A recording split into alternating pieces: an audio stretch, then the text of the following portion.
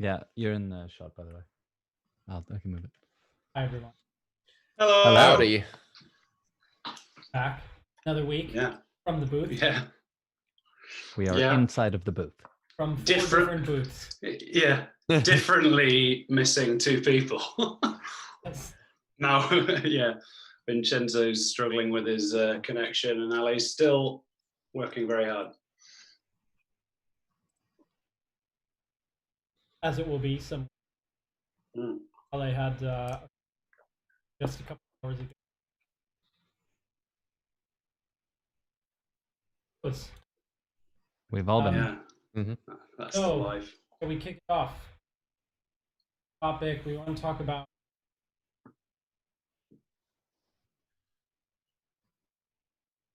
It broader than just. I think that this has an effect that will, it will affect film music, but it will a lot of other things that might be. All this is really opinion. Yeah. Feel free as ever, throw your comments, questions, and that stuff. Again, this is live stream, okay, so that your ideas in the ring. So, shall we?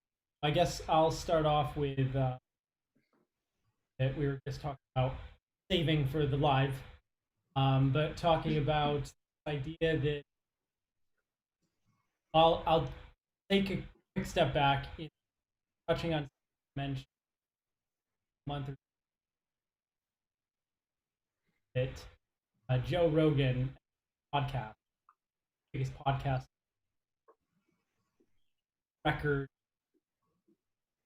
record-breaking record deal with Spotify for I think about $100. That's kind of what is.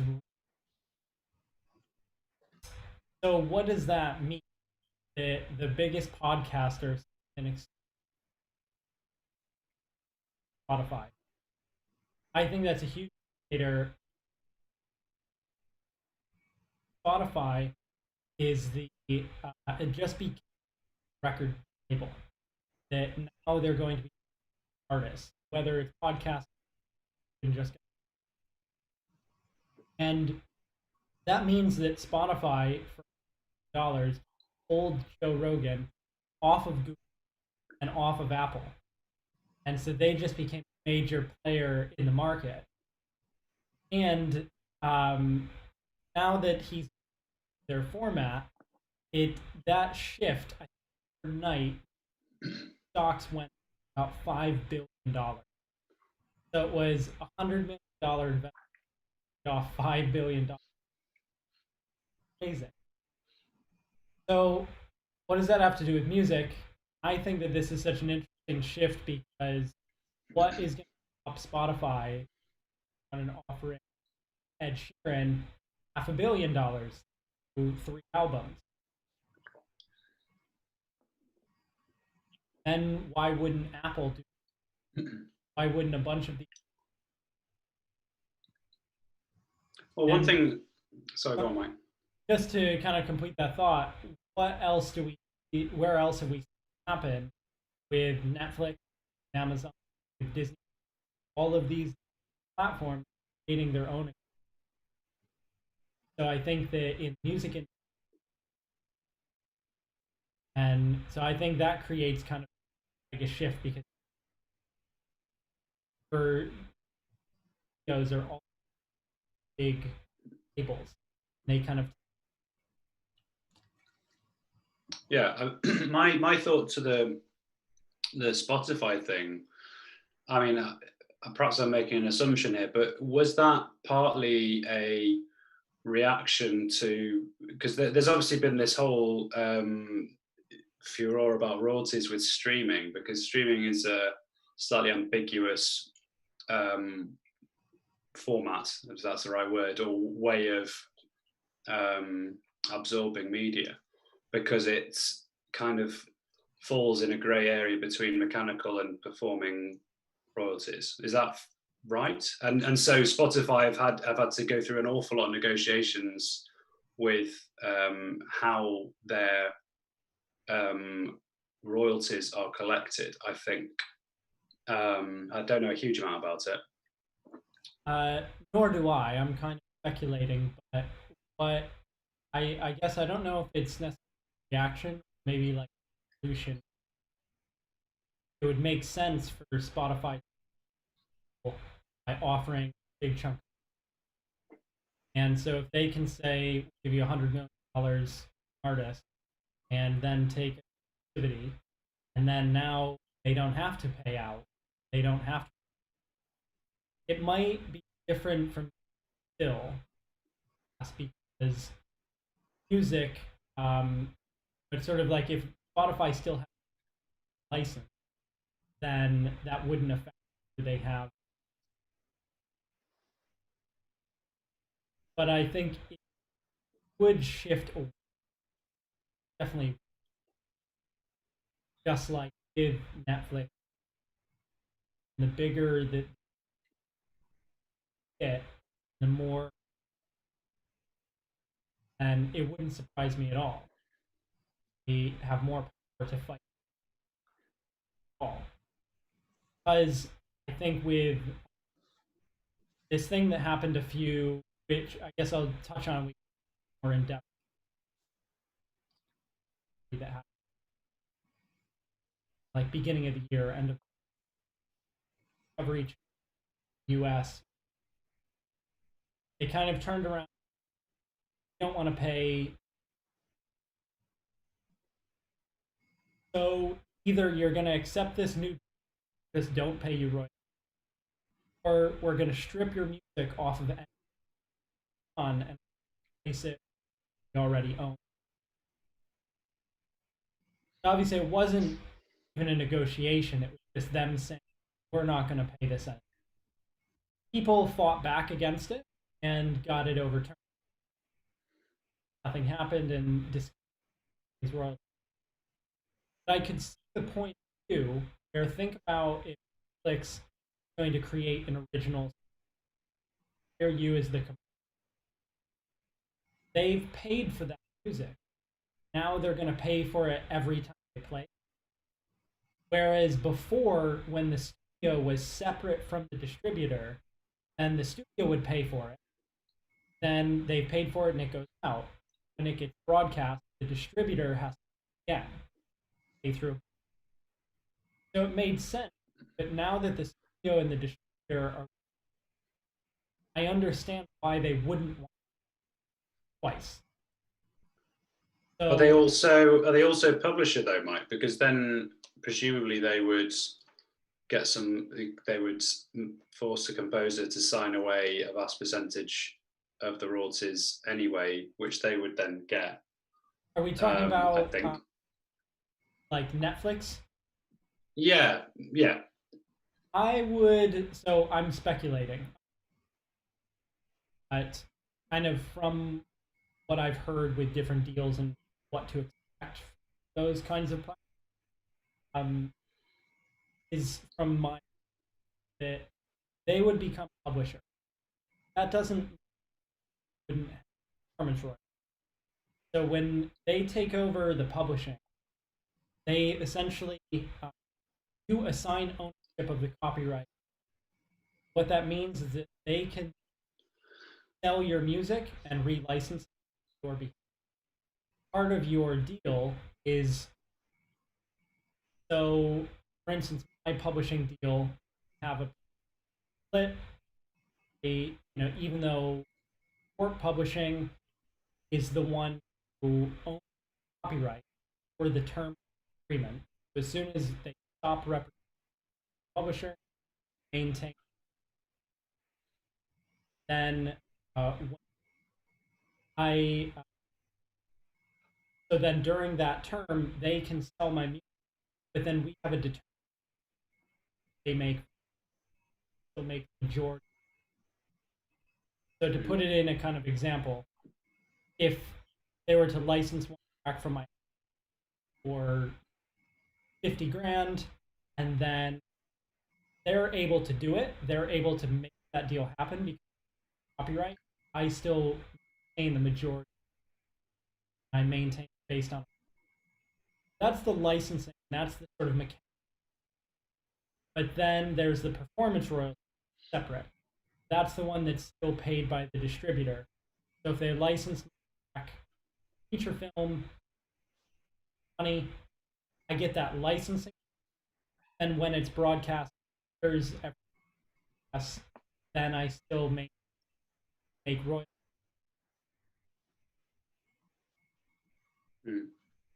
So yeah. Yeah, in that case, if they are say like Disney Plus going to hire you to support a project or a miniseries, then they would own copyright to it. So then, depending on what that split is, with them you probably wouldn't maintain, a certain or whatever. Depends on how your deal. Maybe there's a relicense agreement. You're hired to use music from or use. They want the flexibility to be that, but it would probably be down in your deal, like whether they have to ask your permission. Again, they would still own the. That's still different. Royal. Right. So, I guess the question is, what's changing then? So, if entities like Spotify are starting to be in charge of their own content a bit more, are you saying that affects? That's just going to become more commonplace, that the distributor and the creator are the same thing, that it's less of a partnership in that way? This is what I think is kind of interesting, and so I guess that's sort of like the starting point of the discussion is what happens that now the studio and the distributor are one and the same, because Netflix started as a distributor and then became the studio. And Spotify started as just a distributor of music, but then now has become a record label. So what happens when now they're the same? It's kind of like in the Hollywood Golden Era, where it was sort of vertically integrated.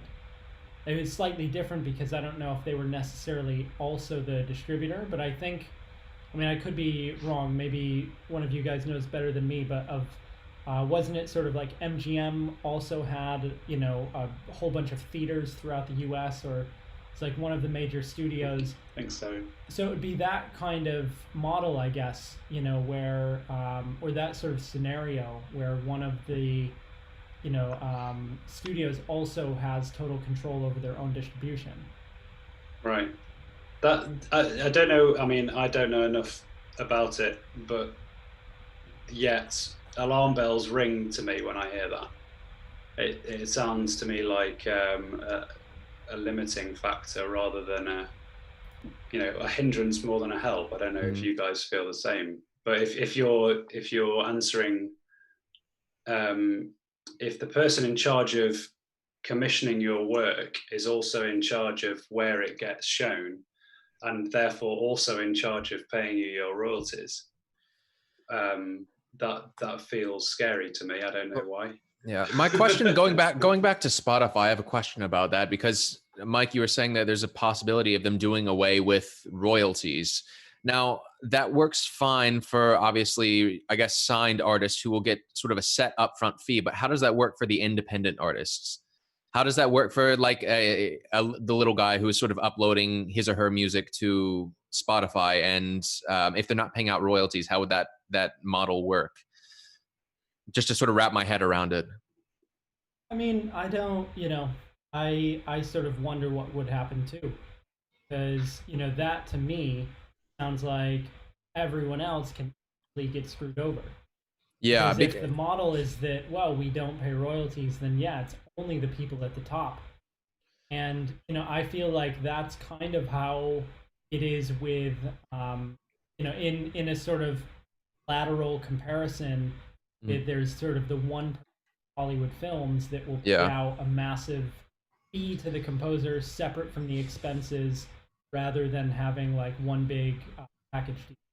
I mean, even if they did something like pay people a flat fee of like £10 per album, because that, for I imagine the majority of stuff that people upload to Spotify, that's more than any streaming royalties that they'd ever get, just because of how terrible the royalties per stream is. But for the number of people who upload an album, then it becomes a sensation. They're effectively the ones that get screwed over, because then they're robbed of those sort of back end royalties that would be significant if suddenly this album or song caught on and became very, very popular. So I do wonder if there was some sort of way that Spotify could organize some system where you could have a fee paid after if you reached a certain number of streams, and you could be signed by them for the album or song that actually made you. You know what I'm trying to say? Yeah, I mean, I think that's an interesting idea, and kind of also where it's interesting, sort of where to think about like what possible model could there be, because maybe it's not a bad thing. Maybe it's more that like this could be an opportunity for you to partner. Yeah. Kind of like what what you can do with something like AWOL, where they're like up, where I guess some context to this is if we think of like the old record label model. Essentially, a record label would sign an artist, they give you an advance, they pay for everything up front, so they pay for all the studio time, they book the tour, they organize and pay for all the merch and all that, and then they make the majority of the money on everything. Yeah. So it's kind of like, we will enable you just go and create create the art, and then we're going to profit off of that heavily by doing it all. And then it's sort of like record labels started to do less and less, because now it's like, well, we're not going to get you on radio, we kind of want you to get on radio yourself. And well, we're not really going to book your tour, maybe we will give you some support to the tour that you organize. And so then people have kind of come away, and it's like, well, actually, what do I need? And Michael, you and I have talked about this a bunch with releasing our albums. It's like, actually, I don't need a label for this part. I already made my album. But maybe, for me, I needed PR. And then I needed like a particular kind of distribution. You needed something different. So we can piece these together as sort of like a la carte. And so I wonder if then there could be those options coming, like Spotify. The problem is, though, with something like AWOL, it's a lot more boutique, though, right? It's a lot smaller, and it's a little bit more exclusive, just because you need to be approved to become a member. Whereas Spotify uploads something around 40,000 new songs every day, and so just the sheer volume, it'd be really difficult to handle that sort of one-on-one PR or anything. So I do wonder if there's a way that they could sort of create subsidiaries depending on what you need. Like Spotify's up here, and then you have multiple sort of different companies that are catered towards a specific type of music or service that you could then gain access to have more, I guess, targeted help, something like that. That to me is exactly what a record label is. But maybe that's what Mike was saying a minute ago, is that is changing a little bit. Is that maybe is what labels used to be. Yeah. In terms of help, actually, like being the ones to push your music. I guess it's just interesting, because if you're saying that Spotify could move towards more of a partnership sort of thing, or sort of taking the role of a record label, I can't imagine they'd be able to process the same volume of music they do now, because effectively it's just maybe uploading. They'll just buy smaller record labels. Like they're such a massive company. Maybe they're just going to buy any of their competition. Kind of like publishers buying sub-publishers. Yeah. Like, then it's like, all right, well, you've already got a few artists and you do like this super niche music here. Yeah. We'll just own you. We'll just buy you out. It's effectively how Netflix could work as well, because Netflix doesn't have, a studio that produces the films. I think they hire out either freelancers or smaller studios that then produce the films that are then distributed by Netflix. So I wonder if it's some sort of system that could resemble that. Yeah, and I think what that's meant is that, I find Netflix to be often excellent, sometimes crap. and but what it does have is it has variety, and if it has a monopoly on its own content, I suppose, I mean, there must be some kind of there will be some kind of management in charge of what's obviously being distributed. But I mean, in terms of the variety of content, Netflix seems to do pretty well with their branded stuff. Whereas, when you said Spotify having that, buying these niche labels, what that tells me, or my fear there, is that in the longer term, that starts to homogenize the music being created. It doesn't keep the same variety because there isn't that specialism. Yeah, I don't know how you guys feel about that. It also seems kind of different to me because, like, well, for the Joe Rogan example, like on Netflix, when they create their own series, you can only really watch it there, right? But Joe Rogan, for example, he still keeps uploading his podcast stuff to YouTube. So there's other ways to consume it. Is that right? Okay. Yeah, so that's part there's of a cutoff date. I think it's from October. He's going to be exclusive platform. That's kind of the big shift. That's interesting to me though, because like, so would you still be able to listen to his thing on like the Spotify free account? Yeah, I think so in that case, they just want people on the platform, right? Whereas with Netflix, you can't watch a Netflix show without being a Netflix subscriber. So what I can see is that could happen there is that they start saying, okay, this album from this band you love is coming out and you can only listen to it if you're like a Spotify premium member. And that could be kind of, I don't know, kind of damaging. That seems bad for the artists themselves. Well, the other side of that as well is that, when you have a streaming service that's telling you this is what you should watch, it actually sort of distracts from what else is out there that's not under that sort of label. Like, for example, on Netflix, there's so many Netflix films that are being produced, even like the lowest tier, the ones where you actually have to properly search in the search bar for, because they won't pop up on the front page. Think about all the films that are not Netflix produced that are all underneath that. I mean, there are very few people that dig past that initial layer. And so I do wonder if Spotify sort of, by promoting specific artists or specific albums, it'll damage the smaller, I guess, smaller artists, musicians, because people will not dig past that initial layer because they've got this sort of focused content. I was going to say that's kind of been a problem in perpetuity, right? That's like the number one radio hits station versus going to the record store and finding that little band that no one else has heard of. Like that's always been a thing. So I don't think that's a new problem from that point of view.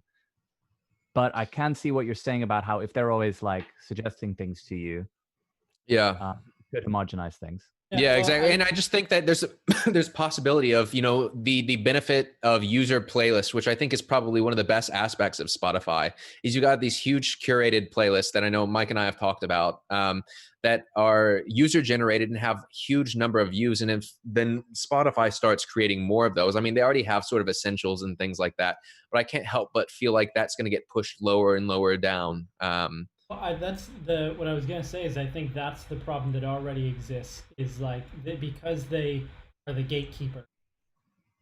Who, like, even if you're on a big sort of user generated playlist has maybe 20,000 followers, but Spotify, like classical sleep or ambient chill has millions. So it's already like those are the things that because they're putting them out, they're going to be promoted the most. And so, it's kind of like you already have to kind of suck up to them and try to get onto their own playlist. So one thing maybe to slightly pivot is I wonder, and this is a question for everyone and anyone who's watching, is what would it look like without royalty? I think royalty income has always been something that we've been told is how composers are. That's what our bread and butter is. That's sort of like what we're committing, putting our time into, where we'll forfeit, most of our fee to hire a better band because they think, well, we're going to earn in royalties. Mm-hmm. What if we don't have royalties at all? You know, like then what do you think that might look like? What we might have to do? My first thought to that is that we would need to be properly unionized, at least in film, properly unionized in a way that we aren't really, and we should be anyway to protect our royalties, but that's left to other people at the moment. But in film, if you're being paid your fee and that's it, then you need protection on being paid fairly for that, because I think they'll, well, yeah, I mean, that was my immediate thought, is to ensure fairness. I wonder if there could be some sort of union standard based upon distribution size, or distribution audience. Have a flat fee based on a certain tier of film distribution. Well, yeah, or sort of like, I mean, editors get paid pretty, and there's kind of like day rates for, or even music editors. There's a sort of standardized day rate for music editors, at least in range. It's quite generous, and it's paid the post-production budget rather than a kind of separate music composition package budget. Yeah. And those are where, like, I mean, we've seen on some production, like, beginning peanuts for doing one job that is, super hard work and tons of time, then be getting paid like the most handsome hourly rate ever for doing nothing, because of which, kind of department it's being paid out of. Who's paying you?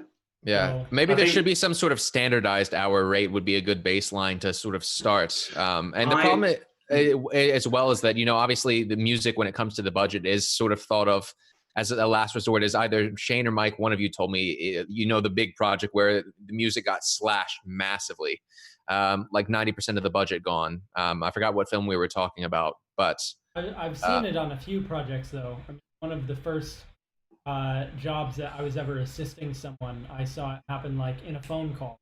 The budget went from 250 grand to like 40.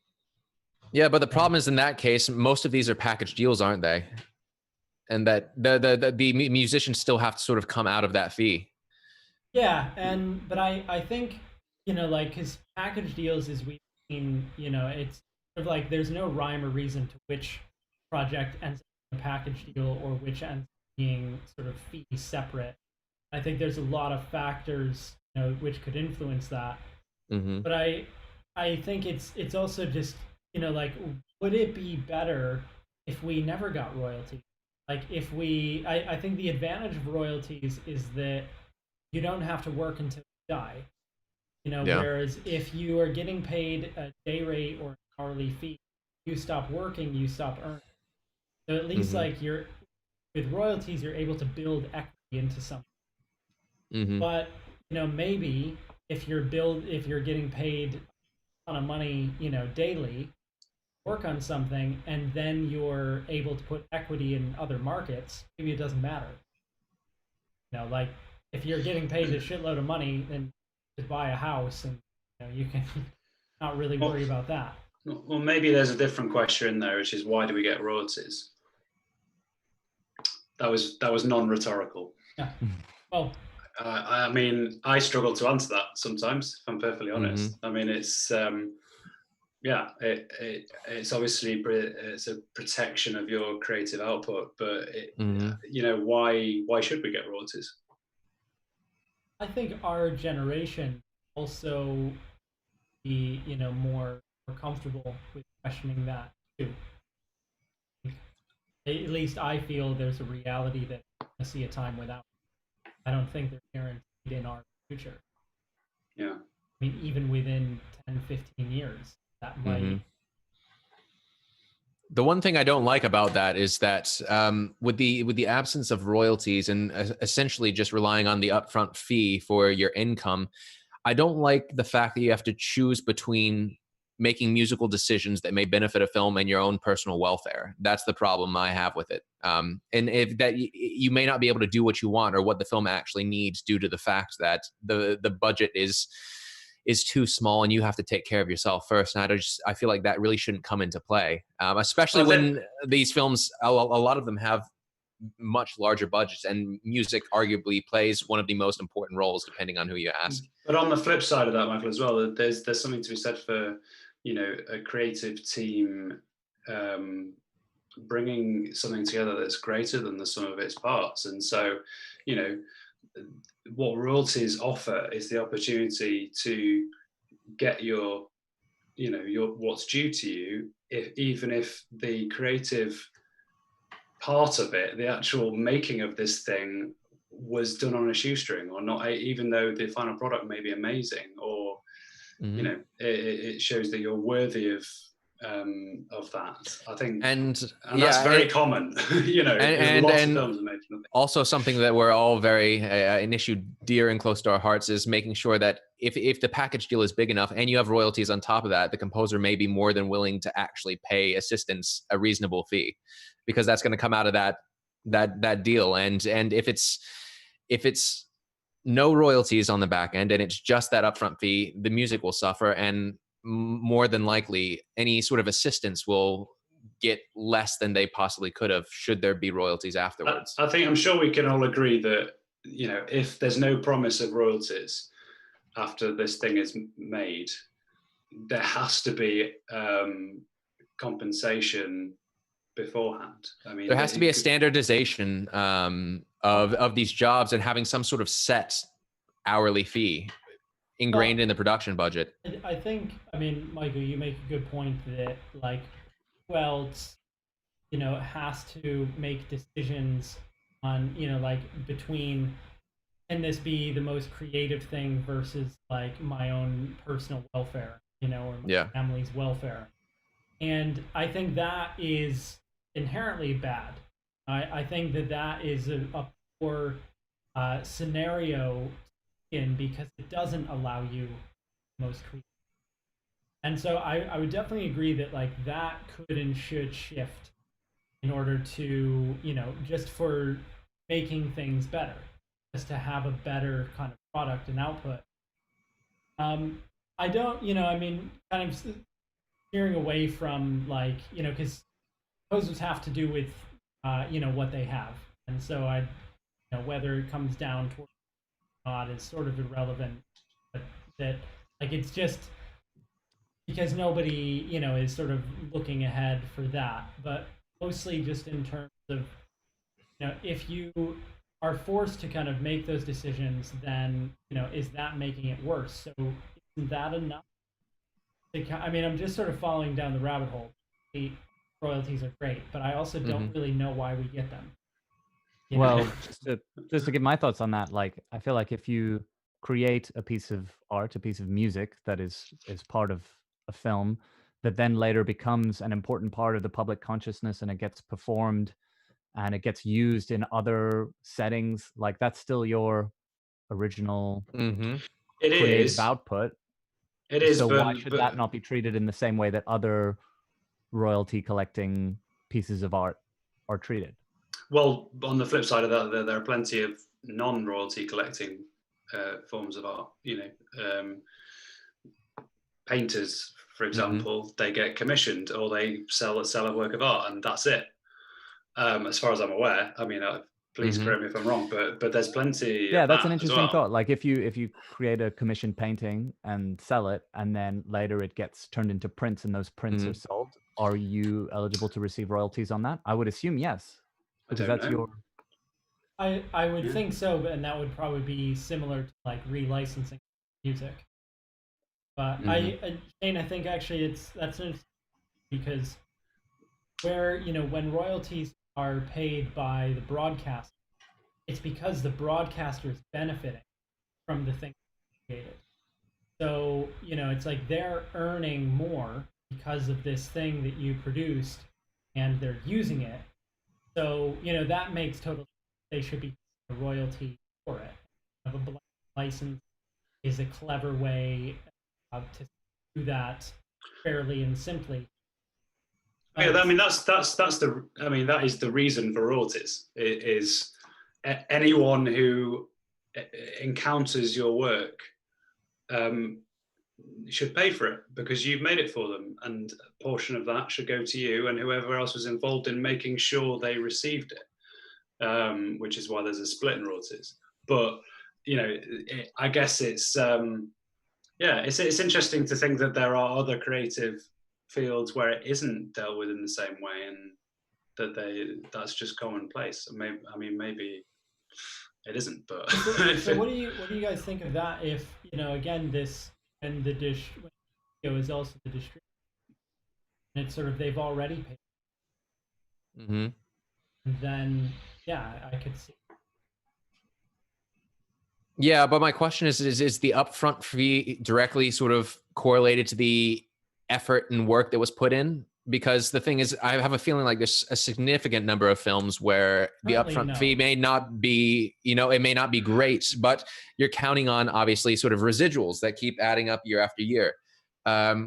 If they found some sort of standardization or some standard percentage of the film's budget, because the thing is, I don't think there's a single, and this is, a generalization, and obviously I'm biased, but I don't think there's a single department when it comes to making a film that has as much impact on the film as music. Like one single person, I mean. And so the thing is, more often than not, I don't understand why. Well, yeah. Well, this is why I said it was a generalization. Yeah. So let me finish my thought. And we're biased. The thing is, because you've seen it time and time again, a film without music is a lot of times, very sterile in a way. And music oftentimes says something that you can't necessarily say in words. That sounds so cheesy. Or it just reflects a character's psyche or emotional state in that moment. And it has a huge, huge impact. And I understand why, directors are so sort of micromanaging when it comes to that, just because it impacts the overall effect of the film. And the problem is that I think the prioritization of film budget is all backwards, and that music should be one of the first things that is thought of, just because it is that final thing that can either make or break a film.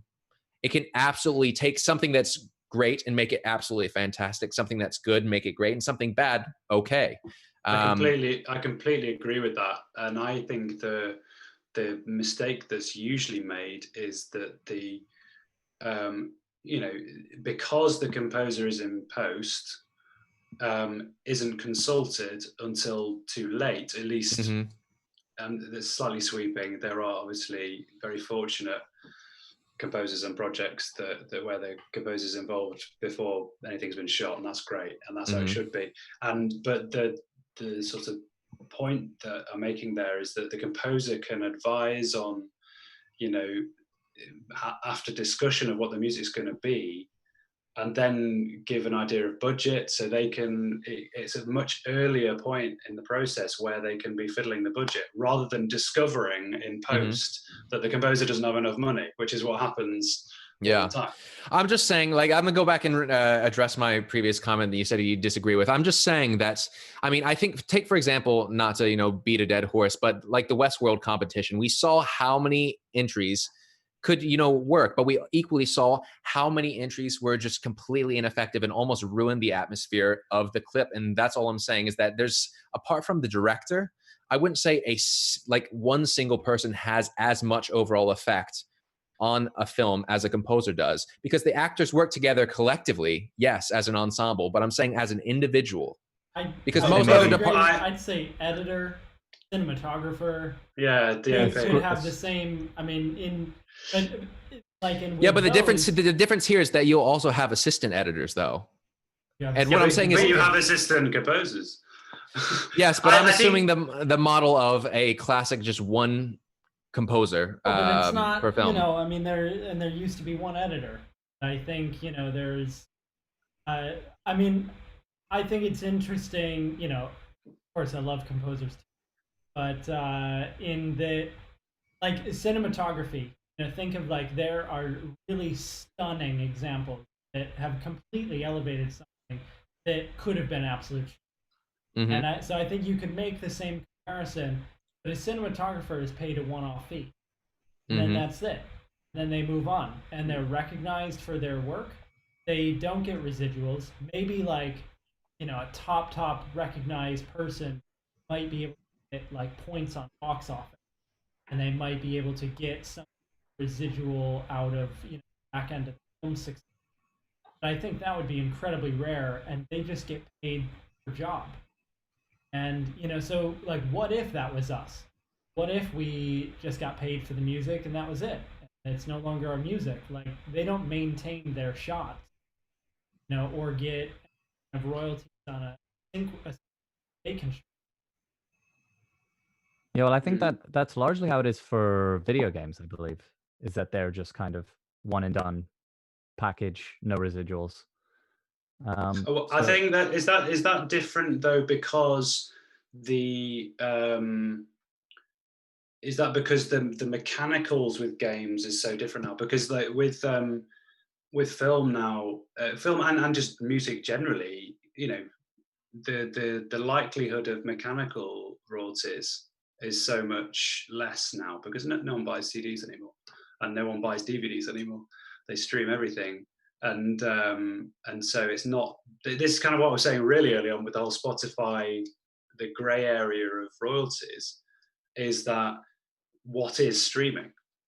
It's because it has somewhat replaced that mechanical side of things, and yet it's really a performance-based thing. It's a slightly grey area, I suppose. Games is a good sort of model to look at. Something that I don't know much about how it's structured out, but because of that, it's like like with Spotify or Netflix, they're not, even though the data exists, they're not keeping track and you like every time somebody watches film on Netflix, and kind of how is that considered? It's not like calculate, well, this is one theater's full worth of people, divvied out via, and you could be putting it on in a bar to 100 people. You could be a single watching it on a laptop.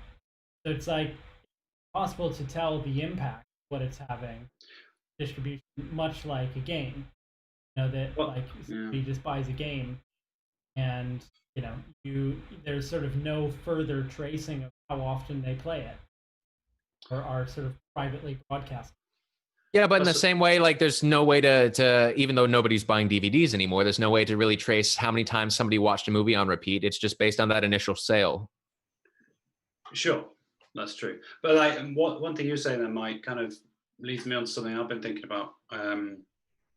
Sort of getting away, perhaps, from the monetary issues, is just how are people going to be watching things, especially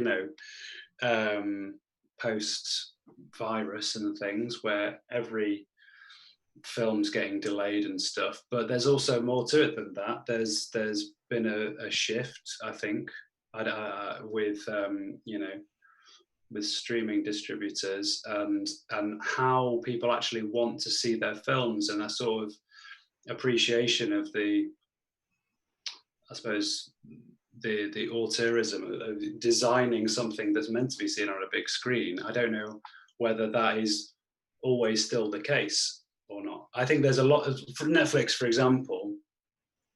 Yes, they have films that have a kind of dual release in cinemas and on the platform, but I think there's plenty of others that are designed.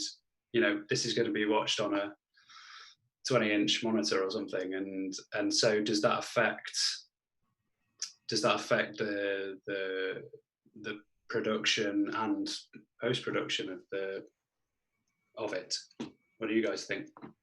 Yes, maybe it will, as things more in that way, kind of like, um, if thinking of like, where horses used to be primary form of transportation, and the car wiped it out.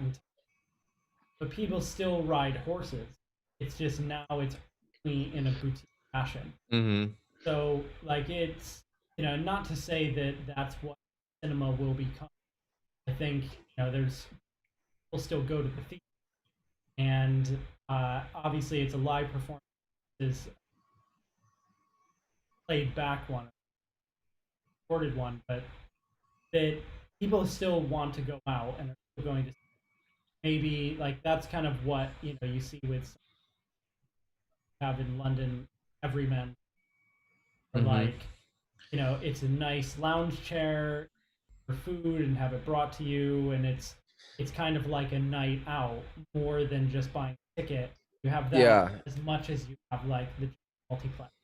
Yeah, for me, I mean, like when I go and see a film, it's not only obviously to be watching it on a big screen, and to hear, be completely surrounded by the sound, but it's a collective experience, isn't it? I mean, to be honest, Exactly. that's the reason why, live concerts still going on, because every bit of music is now on Spotify, Apple Music, or iTunes. And why do people continually go to concerts? Is because it's about the atmosphere, this collective gathering to participate in this event. And I feel like that's something that won't go away. In fact, I think lockdown will actually increase the desire for it. Now, whether or not we're able to actually do it is a different thing, but I think the desire absolutely is there. Oh, you're so positive. I'm gonna. That's great. I really hope that's the case, because that's how I feel. I think there's a lot of people that, the amount of times that I've suggested going to the cinema to see a film to a friend, and they've said, "Oh, I'd really like to see that, but not in the cinema." I'm like, what do you mean by that? Is it that you're not willing to pay a cinema fee for that level of experience, or is it? And what they mean is that that film isn't a big cinema-y film, and Yeah. my fear is that that has influenced the films being made so much, and it will affect what people are willing to leave their sofas to go and see. And my argument, I think you're saying the same, Michael, is that every film is designed for that collective enjoyment, to sit in a room full of strangers and have the same. The thing is, I don't know. I wouldn't necessarily say it's completely designed that way, but I'd say it's an absolute benefit of it. And yes, of course, it's meant to be seen in that context. But at the same time, it's like making a recording as well. Like the best a recording is ever going to sound is when you're sitting in the studio and you finally hear that final mix. Whereas every other time you listen to it on your headphones, on your phone speaker, it's going to be a lesser version of that. Of course, it's obviously meant and structured for one space, but I don't necessarily think it loses its effect. It just sort of, I mean, well, that's the power of film, isn't it? I think you're right. A good film will translate in whatever, however it's seen. But I think my point is that you're arguing for the audio there, but obviously the same applies to the picture. I mean, there's a handful of films that make it into the cinema that haven't been processed by skilled hands on a cinema screen. It's been looked at on a big screen, designed to be watched on a big screen, and I think that there's plenty of sorts of filmmaking ambassadors for that would certainly argue that's where films are meant to be seen. But I guess it's my British pessimism or something, or just paranoia that there might be a shift in people. There's a sort of convenience to films now, which I'd be a total hypocrite if I said I didn't like. I mean, look, I love that I can watch films whenever I want, but obviously films used to be that escapism. And you would, it was that trip you made with your family, and you couldn't just see films all the time. You had to go to cinema. This is sort of what I've been talking to a lot of people about, and I talked to Mike about this a little bit. I know in relation to our album releases is that it's sort of hard to get just the way we consume media has completely changed, and it's more of a convenience now as opposed to sort of a more sort of ceremonious thing. Like people don't sit down and actively listen to music anymore. It's all about being on in the background. I think that's the reason why vinyl is now outselling CDs. Primarily, it's because it's a process you go through and you enjoy the active listening, the active process of it. And in the same way for films, it's very convenient in films and TV, very convenient to have it on a constant platform to be able to access it anytime you want. But I still feel, live concerts have not disappeared. Opera has still not disappeared, despite, being incredibly expensive to put on. Ballet's still here. Orchestras are still here. They've just adapted and changed. But I still think people at the end of the day, we enjoy this sort of communal interaction and the buzz, the atmosphere that's created by being in the same room and experiencing this thing, because it collectively heightens everybody's emotions. You're so right. And I've just realized that my laptop's dying, so I'm very sorry. I'm just going to have to go and get my charge. Back in 1 minute. I can't help but say, I think that he says I was right because he was trying to hurry up and get his charger. A dismissive answer. That was such a British accent. Yeah. Excuse me. Brexit, Oh, not. exactly. if you won't. Yeah, it is really interesting. I think like what you're saying about vinyl is, I mean, that is the kind of boutique, like version of that. Like somebody, wants to ride horses at the highest level, or very sort of specialized.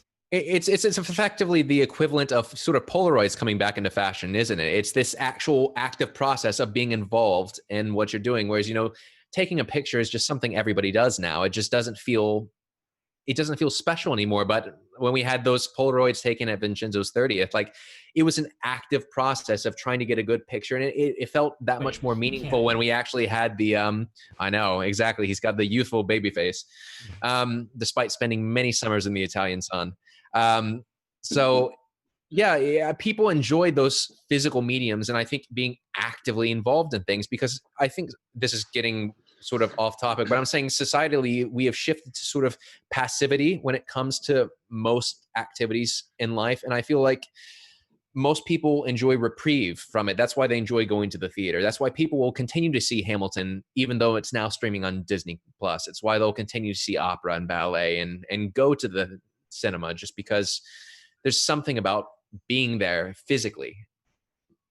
There's something else too about the absurd amount of choice that we have nowadays. Like it used to be that there would only be like 10 channels on the TV and you would just kind of watch whatever was on because you didn't have infinite options of things to look at. And the only songs you could listen to were what was either on the radio or what you could buy in the CD shop. And it's like you didn't have much other choice. And now it's just we have such an insane amount of choice. I think that thing you were saying about people enjoying vinyl might be like a slowing down and just experiencing something complete, rather than just be like, I'll listen to 5 seconds of this song and then I'll watch 5 minutes of this show and then I'll go and watch 5 minutes of this film. It's like you haven't actually done anything to its completion. You haven't actually invested yourself in anything. So I think people discovering how necessary investing yourself into something to actually enjoy it is can only be a good thing for things like cinema, because that is really, it's being in a cinema is transporting yourself into a different world for 2 hours, rather than just being, oh, I'm on my couch, I'm watching a film, I'll pause it, I'll check my phone, I'll do whatever. It's not the same thing. Mm-hmm. You're exactly right. It's that investment in an entire work, because if you're buying an LP, I mean, you've invested in the player, but you're investing something that it's not really done to just stop halfway through, and you're in theory you're sat down and enjoying it. And exactly right, Shane, that the difference between going to the cinema and sitting at home with something isn't just the overall quality, it's that you've paid a ticket. It takes a lot to walk out of a film in a cinema. I've never done it. Even if I've hated the film, I know people have, but it takes quite a lot to do that, and you really have to not like the film. Whereas at home, you pause it, and I don't know, it's one of my pet hates, not if you're at home watching a film and not just properly. Well, there's something to be said for being over comfortable in your surroundings, and I think we can all agree, being locked in the same space for 4 months, like it is very easy to sort of tune out if you're comfortable, and actively being in a theater where you're properly sitting up, you're amongst other people, you can hear noise around you, like you're invested by physically being in the space, by physically being effectively out of your comfort zone. Even if the seats are very comfortable, it's not a familiar place to you. And so being in that darkened space where the only thing you can see is the light from the picture, it automatically just draws your attention, and being completely surrounded by that sound, it's like there's nothing else like it. It's great. It's the same format for concerts as well. It's the reason why they don't leave the concert lights on while the orchestra's playing. It's all lowered down, and that is your focus. You're not distracted by anything else, not your phone. Well, depending on who you're sitting next to. You're not distracted by your ability to stop the performance and go, make tea, distract yourself by going on the computer. You're there, and you have to be there. Yeah. It's almost social accountability for your attention. Yeah, there is a little bit of that, but it's interesting you say about walking out of the theater, Sam, because I've never walked out of a film, no matter how much I wasn't enjoying it. But I've turned off plenty of films that I was enjoying just for no good reason. Yeah, exactly. So what is that about? Yeah, it's just it's like you say, it's just the investment. It's also a shortened attention span overall. It's much harder to keep people engaged longer, just because you're almost paralyzed by having too many options. It's almost like FOMO, artistic FOMO, just fear of missing out of something that could be a little bit better. You sample a little bit of everything. But I think even the people that do make the investment to go to the cinema, what it should be is, okay, this is my life for 2 and whatever hours, and that's how it should be. And I think there's a lot of people that even then struggle to switch off. I see plenty of people checking their phones in a cinema. I'm like, why? Is your life that important that you can't just escape from it for a fixed paid for amount of time? And this is why, I mean, it's never so straightforward, but when you're watching a film at home, to have, this sounds so like lame, but to have the same kind of discipline to actually sit and appreciate the film and try not to let things distract you, because it has been, I think we can all attest that a lot of effort goes into making films, and a lot of heart and soul goes into people's enjoyment and entertainment. Yeah, well, the problem is at home, when you have those distractions as well, you automatically lessen your emotional engagement with it, because that connection is broken continuously. It's very, very difficult to get it back. I just want to jump in. James Batty's mentioned sort of about isn't there a tendency that you would get in the movie theater, and that would make it worth still producing standards rather than going out. I think that would be similar to kind of like an audiophile has like a room with an amazing sound system, amazing like all the way through the kind of gain staging, that their record player too is like gold cables and all this stuff that you could invest in and make a home theater. But I would say at least my opinion is probably a similar thing, that you want to create that experience at home, but it's still like really just trying to bring the theater to you. Trying to kind of bring like the concert hall to you, or the recording studio to you, by having a super hi-fi setup. And then probably still creating the same kind of experience. Even if it's just your family, having your friends over, sort of like, well, let's go to the theater, but the theater's just my. And I mean, I don't think there is pressure or a tendency for films or anything, recorded music, to be done in a lower standard or to a lower level of fidelity. I'm not aware of that happening in any field. I think everybody wants to make their product as good as possible and be forward thinking technologically, because like in the future, phones will be able to display 4K probably pretty soon. Technology is always going to lead to things being higher resolution, higher fidelity. And so you want to make your product as good as possible to stand the test of time. I mean, you go listen to a record from like the 60s, it still sounds great even on a modern system, because they tried to make it as good as possible with the technology they had at the time. And I don't think artistic people are ever going to be like, oh, it's only going to be watched on phones, let's just make it bad. Like I don't think that's happening. I'm not sure if that's what you were saying, but it sort of seemed like making it worth still producing movies to the same standards. I think people, if they're artists, they want to make their stuff as good as possible. I guess what I meant was more I was responding to the question, not you, Sam. Just Sorry, yeah, I'm just Well, very I aware that think- I said something similar. I think in the question is sort of like we all agree, and you're kind of offering this sort of like counter example against that. Yeah, I think things are always going to be produced to that Yeah. no matter what, and then it's really just that the other side of it is us trying to recreate the best viewing or listening experience is us trying to kind of stand up to that on our own, whether that's in the cinema or a studio or if it's at I think when I was when I sort of mentioned it earlier, my fear wasn't so much the the loss in quality in technical quality. It was more of a narrative and a content thing. It's that I'm doing exactly what I said I wouldn't do today, guys, which is to go towards a topic we'll be talking about later. But that I think because if you think about the influence of producers in big budget films, there's an influence in demand, and I think that a lot of the films that people go and see in cinemas are of a certain type. I'm very broadly speaking here, and so they often lack something for me.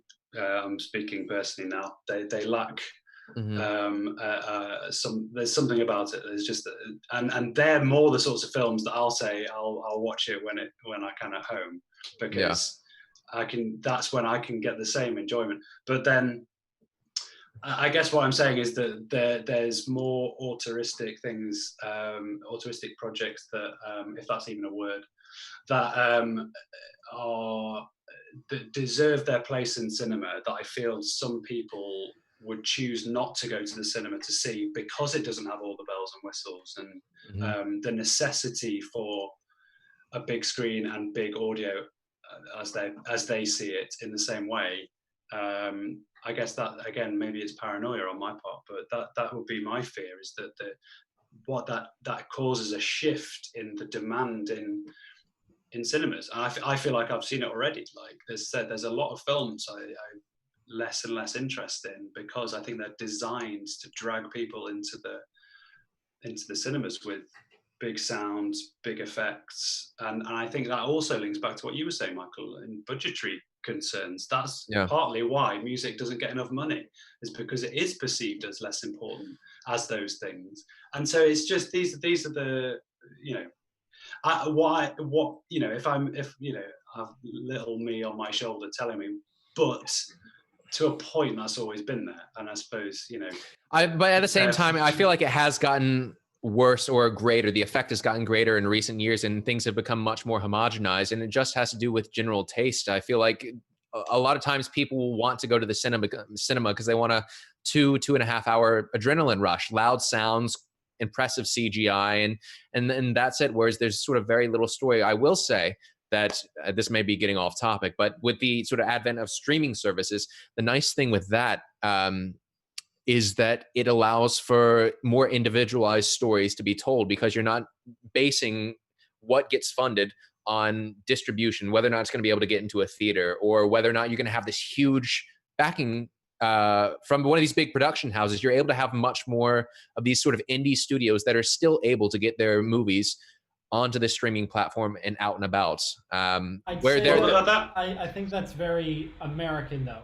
Americans like Hollywood, whereas European cinema is not this. Like that's true. It's European cinema is not making big loud action films. They are making small individual stories. Have always have been. So it's sort of that like those stories are now more widely available, maybe. That like now those get distributed across the world, whereas so it's sort of we get greater access to that kind of thing, and I would sort of agree with you on that, but I don't think that it was necessarily like that they weren't able to get made before. I think it's mostly that in the U.S. we're sort of dominated by this Hollywood system that is like the blockbusters are the things that are going to go to the theater because that's the only thing that's going to like recoup from the theater. Whereas a small story with a 3-week run in 1,000 cinemas not going to earn anything. Yeah. Just to kind of lead on something someone said before.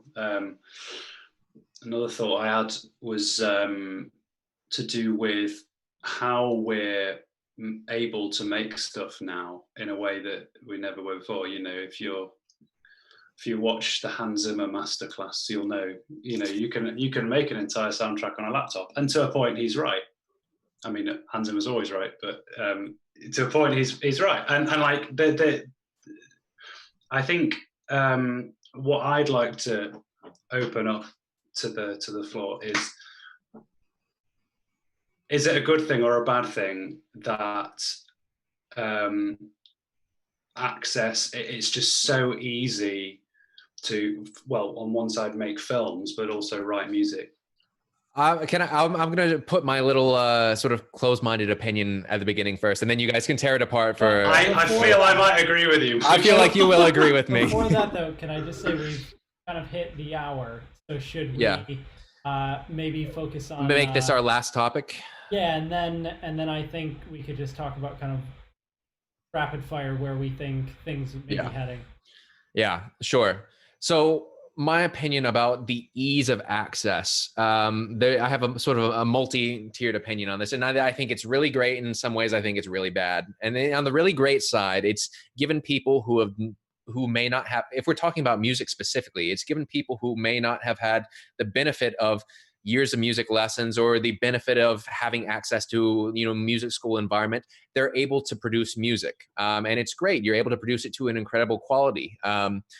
Now, the problem is that for me, I sort of liken to it like special effects and CGI. Just because things have gotten so much easier to do, you'll see a lot of films now. Like, how many action films have we seen where the entire backdrop is green screen? I'm not talking about like Mandalorian. I have some positive, you know, opinions on that, the way that they filmed that. But so many of like the Avengers films, it's all green screen, and it's become significantly easier, but in that way, it's almost sort of cheapened the effects in a way. There's been some incredibly impressive things, but I like to sort of think about the period of the films in the 80s where technology had advanced, where people could do some really cool stuff. And because it was so difficult to do, they spent that much more time working on it. Now, whether or not it actually holds up is a different thing, but I think about Jurassic Park, like in '93, the dinosaurs still look incredibly realistic because it was a combination of practical and CGI. So much time was invested in that. And in the same way that I think about music, you know, I think over time, the amount of time people have had to score films, this is generally speaking, has gotten less and less because technology has allowed it to become a much more sped up process. And because of that, I mean, you can rush creativity, and some may argue that it's not creativity, it's just hard work, 90% work, and then 10% creativity. But the more you have time to sit with the material, I feel like the deeper into the story you're able to get.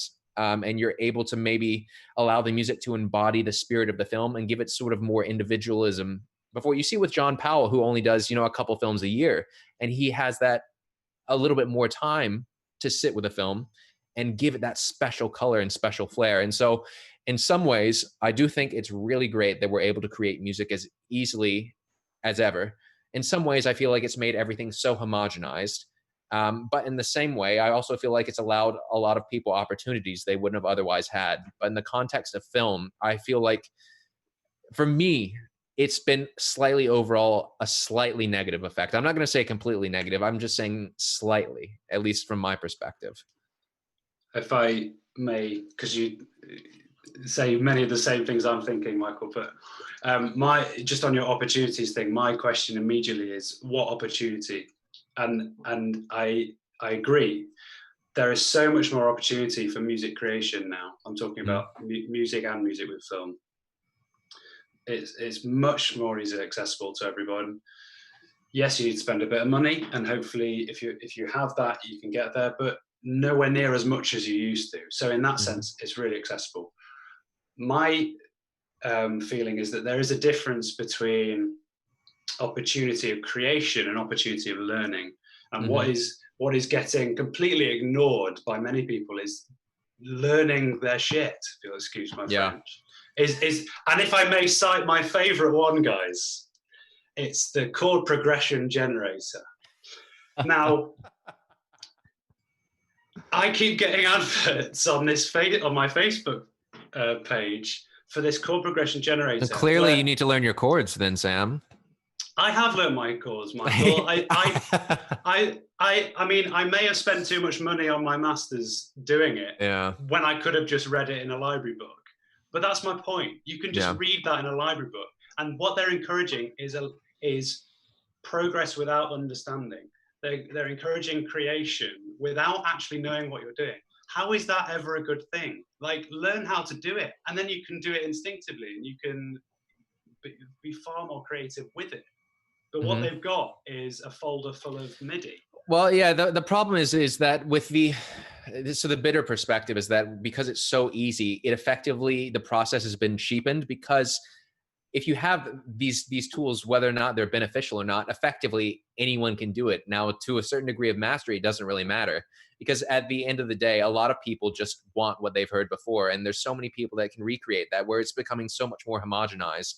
And yeah, I think you're right. There's a culture of celebrating ignorance, and it's not just in music, it's worldwide. You see it politically now as well, and I never think that's a good thing. Tools are great, and tools that make jobs easier are great, but still understanding how we reach these tools and what went into making them, I think is very good. It's important to understand the building blocks, just as you need to understand, the building blocks of like an amino acid and the way that molecules fit together. It's an important thing to know and understand, so that you have this working knowledge, you're able to reconfigure things within your mind and come up with more original ideas. Just because if you have a working knowledge only, you're only going to ever scratch the surface when there's so much more to dig into. Go on, guys, calm us down. I just had a couple thoughts. I think you guys make some strong points, very fervently argued. Yeah. I mean, I think it's interesting, having lots of people have access to music software and stuff, that they can produce music even with very little fundamental musical background, does yield good things, because it brings new perspectives, because you haven't all been conditioned the same way with the same background. So you have more diverse ideas to start with. So I think that is a good thing. But the problem I see, that I think you guys are sort of pointing out, if I can try and put it in my own words, is people might come to think that just because there's lots of different ideas, that they're all kind of equally good. That there's a kind of just everything is completely subjective, and it's just down to individual taste. And I think there's a little bit more objectivity in music than sometimes we like to think about. Like, something can be well constructed, something can be well thought out, something can be well developed, something can be well paced over time. You can feel these things when you listen to a great piece of music, even if you can't necessarily put your finger on them. And I think if people come in with no background and feel empowered by the fact that they can get started creating, that's a really good thing. But then if they feel like, oh, therefore I don't need to understand music theory, I don't need to study music in detail, or really listen to it in detail, or really think about it, then that can lead to bad music. Which is that's it. It's just the distinction between the accessibility of that opportunity that wasn't there before. That is undeniably a great thing. But I feel like people climb that ladder without actually considering, do I know what I'm doing here, or am I making things until they sound good? Which, okay, I guess that's what I do every day, or at least I think. But I feel like there's you invest the time in learning. I also think there's a difference between sounding good and being good as well. There is, but I mean, at the end of the day, I'd be the first to admit, I don't like over intellectualize when I'm writing. I just kind of but there is a background of learning there. That means I'm doing things naturally without thinking as much. I'm sure you guys are all the same. because of whatever learning you've undertaken. All I'm saying is that through that ease of opportunity, there's a sort of complacency with how you get to that end result, and like you said, Shane, the assumption that that is quality just because you put the time in. That isn't necessarily how it works. You know? But yeah, and then Shane, what you were saying about there is this sort of ingrained objectivity in music, whether or not something's good. And I agree with that. And it's not coming from sort of a pretentious angle. It's coming from that there's this unified musical syntax. I think we all agree that, you know, when something makes sense, when something pushes forward, where we can actually feel the ebb and flow, when it's a complete musical idea, just like sentence syntax, it has a specific order and it works together. And understanding the fundamental building blocks allows you to construct these sentences, these musical sentences, whether or not they're sentences meaning a whole piece or just a micro phrase, something that makes sense, something that says something compelling, and just being able to understand the language that you're working in. Yeah, it's because we're all striving to become as fluent as we can be in the language of music, right? Yeah. And it's unattainable to be completely fluent, in my opinion, but you can get as close as possible. And you sort of, if you name yourself a composer, you have a duty, I think, to, or not just a composer, you know, music producer as well. I realize that there's completely different priorities there, but you still have something of a duty, I think, to learn that language. And it's not just reading and writing music, although that's a whole other issue. It's not relying on the tools that make you appear fluent. Mm-hmm. When it's not using Google Translate when it's exactly. It's you know, understanding, but it's also understanding that this language is constantly evolving and learning the new words that come with this, learning the new constructs, the new syntax. Yeah. It's important to keep personally, learning. I feel a bit indifferent. I mean, I kind of disagree with the negative aspects of what you guys were suggesting. Because I think ultimately it's not that different now than it's ever been. Like, there's always going to be, there's just more.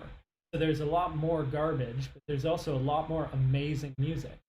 Like, I think every year I end up finding like 5 or 6 amazing albums that you know, I think, you know, I never you know, previously was finding like in a single year that there would be so much diversity.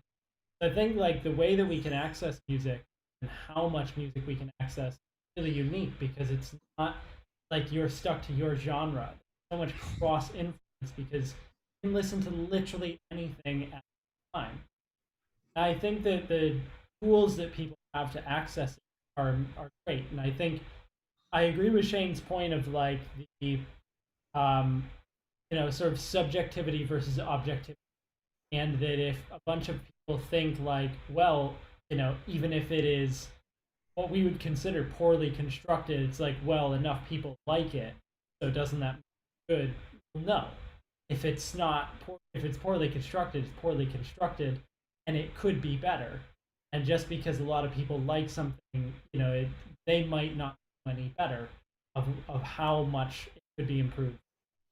But I don't necessarily think that like I don't want to have a lazy perspective that like, well, it's all, you know, kind of going down the drain, and not suggesting that you guys are saying that. I think it's easy to kind of go in, because we're in our own bubbles, and to think like, oh, I don't like Captain Chords is there, but so is, you know, like a cheat sheet of film music from the 20s that showed like a bunch of vamping patterns of like, here is horror music, here is action music. You know, it's kind of the same thing. It doesn't give any context to what. I mean, that was more for the live piano players, though, to Silent Hill. Yeah, but as that's a really good example, though, Mike, because I mean, I agree with you wholeheartedly with what you're saying, but take that cheat sheet as a sort of perhaps antiquated example. Mm-hmm. The difference is people copying that or similarly copying it versus studying it, understanding why that is horror music, and then employing that's kind of what I'm getting at, is that I think that there's and maybe you are you may well be right that that's always been there. That's kind of what I'm suggesting, though, is that like you could have someone who is like a cinema pianist who knows well enough to play piano and doesn't need to know any more than that. Just the same of like a producer who is like now gets their hands on these chords and can just randomly throw MIDI files. Yeah, but my question though is, if you're a director, would you not want the person that's advising you on the music to be the most knowledgeable person, as opposed to having just a service level knowledge? Yeah, because the thing is, a lot of times, film composer, like it's serving different purposes. You know, yeah, but for our purposes of our discussion, I just think that, you know, because our discussion though is that it's all like, I guess what I'm saying is like there is a time and place, and I don't really care if people are going to use that and make music and it turns out shit, then probably nobody's going to hear it. So but my question though is, so for example, I will agree that yes, there's a lot more shit music, but there's also a lot more great music.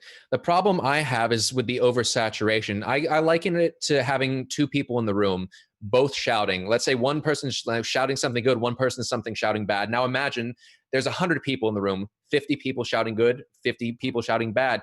What's good and what's bad becomes a lot more mingled. Even if they're shouting the same thing, you're less able to distinguish one from the other. I don't think it's a fair comparison, because we don't listen to 50 albums at the same time.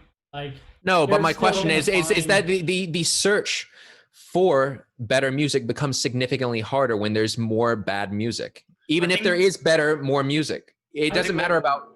Sorry, go ahead, Shams. No, I don't necessarily agree. I think you have greater access. Like, I find so many cool things just from like Spotify's suggestion once I get to the end of an album, and it'll like take me down a rabbit hole, and I discover loads of artists that are really cool, and then I'll just go on like a random, you know, other place in Spotify and discover something else. And I think that those things are really interesting, and like I would have never stumbled across a bunch of artists otherwise.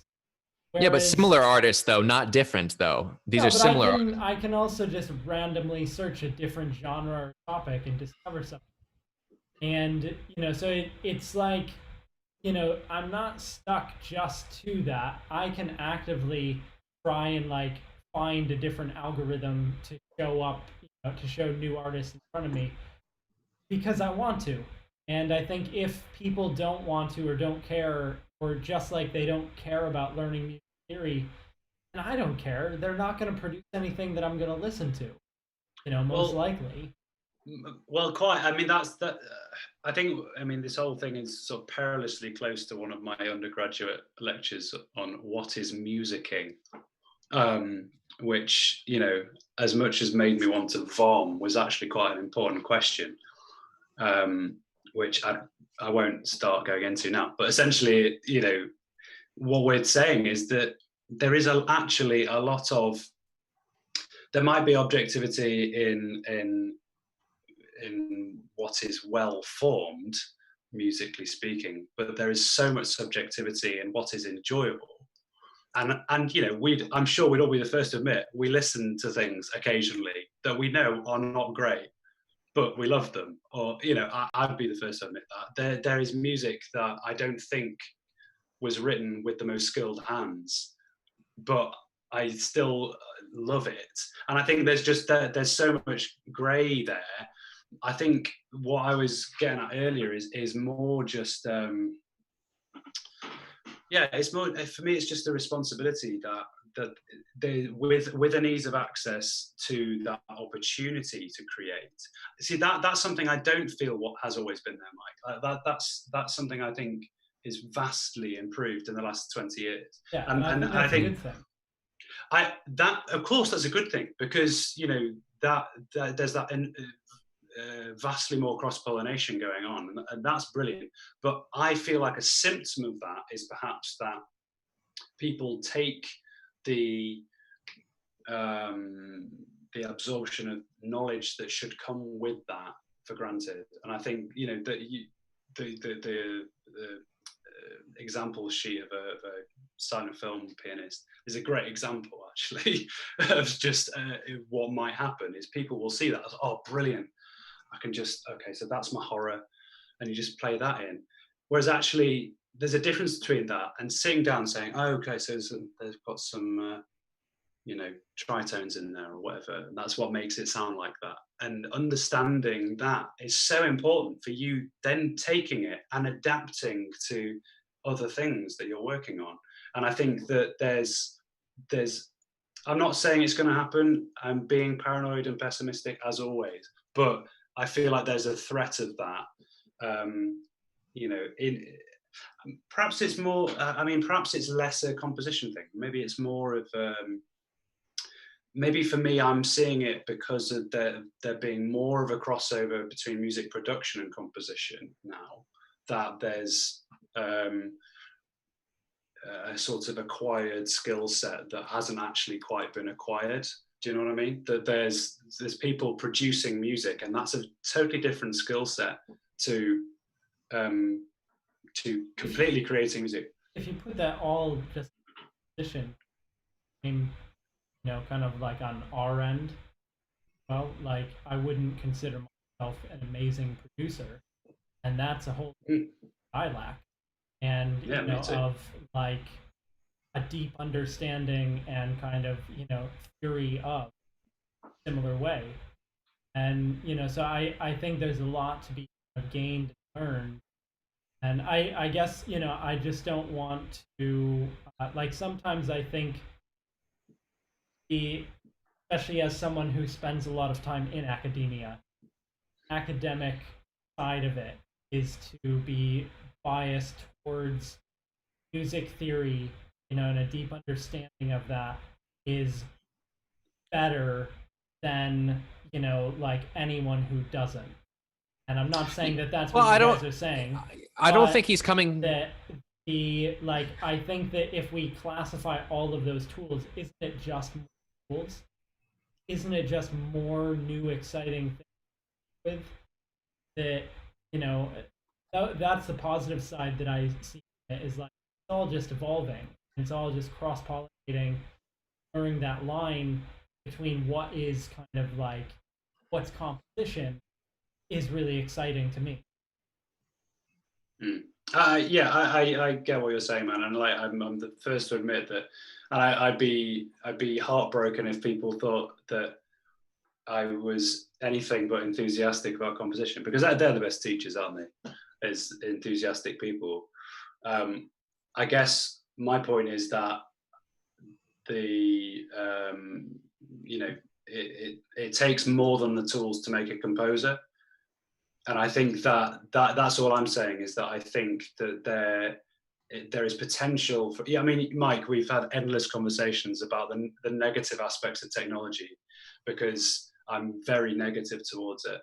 And I just feel like there's possible, there's I'd say a likelihood that people will take that for granted and take those tools and call themselves a composer. And we had friends at college that they'd got into a film composition masters and were reluctant to call themselves composers for precisely this kind of reason, because they didn't feel qualified yet. And I kind of get that in hindsight, that there's got to be something to it in terms of your personal skill set. And I realize it's so much more sweeping than that. It's not like you're not a composer till you've got a diploma in whatever. That's not how it should work. I just mean that there should be some responsibility and some eagerness to learn how music works. It's fascinating. See, that's more my issue with it. It's not coming to it from a pretentious or like a theory is what you have to completely understand in order to be able to write. It's a disappointment in the lack of excitement, or a disappointment in seeming lack of excitement to be able to learn everything you possibly can about it. Well, and that's what I don't know if there is a lack of it. Well, that's why I said perceived lack, is that I don't know if it's if there is a lack either, but the problem is at least maybe it's just a personality thing, because when you get interested in something, I think we all tend to probably go as deep as we can to learn everything about it, just because that's who we are as individuals. Whereas, but that's why I say I'm indifferent, because I don't have the stats say, that like all the music that's being created is this much of it more objectively better than it previously was. I think like it's come at it with a lot of our biases and kind of the sit in, but I think there's just a lot more exciting stuff, that's happening, and that we can now kind of listen to and be inspired by. So I, in that way, just think that it's positive. More access to music, and whoever, there's going to be a lot of garbage that's made, we won't hear it. Well, depending on the film. Yeah, you're very inspiring, Mike. Rapid fire. Let's Okay. do this in like one sentence, and then we'll wrap it up. Oh God. Where do you think? Give a prediction of where you think music will be in 10 to 15 years. In terms of what? So I'll start and say, I think in just any kind of prediction, I think in 10 to 15 years, we will no longer have royalty. Good. Who's next? Shall I go next? Sure. I think that there'll be, on a completely different note, that films will be not as we know them, that they'll be far more immersive, and that there'll be a lot more crossover with the gaming medium, and that will affect positively or negatively the cinema world. There you go. Interpret that how you will. I don't know. I'm sure I know. I was about to say this might cross over exactly what you were just saying, but it was already in my head, so I'm just going to say it. Yeah, I think that both music and cinema will get more immersive in actual audience participation in terms of sort of like, for example, on Netflix, the Black Mirror episode, choose your own adventure sort of style. I think it'll have to adapt to actively involve people, because I feel like people really like to be actively involved in the process. And if there's a way of creating that and doing that in a way that's effective, I think that's where we're heading. More personalized entertainment, because it's personalized by you. Yeah, well, I guess if that's the case, my prediction would be that there would be more of an emphasis on creating music systems that react to different events, either in the story or the game or the experience, whatever you want to call it. We've seen some stuff like that. Like, I think the three of us were at Soundtrack Cologne when we saw that really interesting talk about this reactive music system that that could change depending on things that were happening. I think technology like that is ripe for more development. Very cool. Cool. Nice one. All right, guys, let's wrap it up for the week. We went on a little bit longer than planned. Oh, good. Got some fiery discussion in there. Thank you, everyone who is watching and for joining and participating, and looking next week. Yeah. We should start doing this more at the end of our From the Booth, because on our YouTube channel at Score Connect, we are posting weekly videos. Now, whose weekly video is coming up this week? Is it Vincenzo's is coming? These, yeah. Oh, yeah. Yeah, so I think we release those on Saturdays, right? Mm-hmm. Yeah. Yeah. So do check them out. There's a variety of, some are kind of tutorials, some are kind of process, like walkthroughs, that kind of just interesting stuff. Our plan for these out. Each of us will put one out per week. Yeah, and I think so. We have like 5 up already, and they're all great. I'm not biased; they're all amazing. And any sort of feedback we get on those may well feed into open discussion as well, which would be absolutely, helpful. yeah. Cool. Thanks, everyone. Thanks for joining. And bye-bye for now.